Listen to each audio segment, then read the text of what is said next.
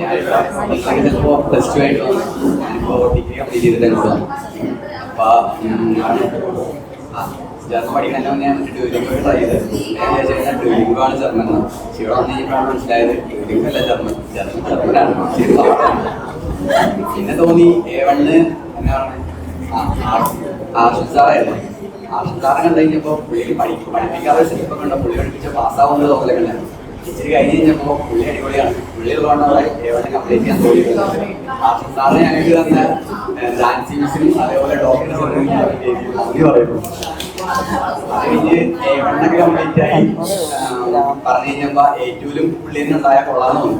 കാരണം പുള്ളി പഠിപ്പിക്കുന്ന നല്ലൊരു രീതിയായിരുന്നു, കുഴപ്പമൊന്നുമില്ല, നല്ലപോലെ മനസ്സിലാവുന്നൊക്കെ ഉണ്ടായിരുന്നു. അത് കഴിഞ്ഞപ്പോൾ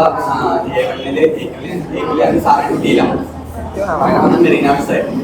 മെറീനാമിസും എല്ലാം കൊണ്ടും നല്ലതായിരുന്നു. പുള്ളിക്കാരി പഠിപ്പിക്കുന്നത് നല്ലപോലെ മനസ്സിലായിരുന്നു. A2 ഞാൻ പറഞ്ഞു കഴിഞ്ഞാൽ എന്നെ കുറിച്ച് പറയുകയാണെങ്കിൽ ഞാൻ അത്ര ഒരു നല്ല സ്റ്റുഡൻ്റ് ഒന്നും അല്ല.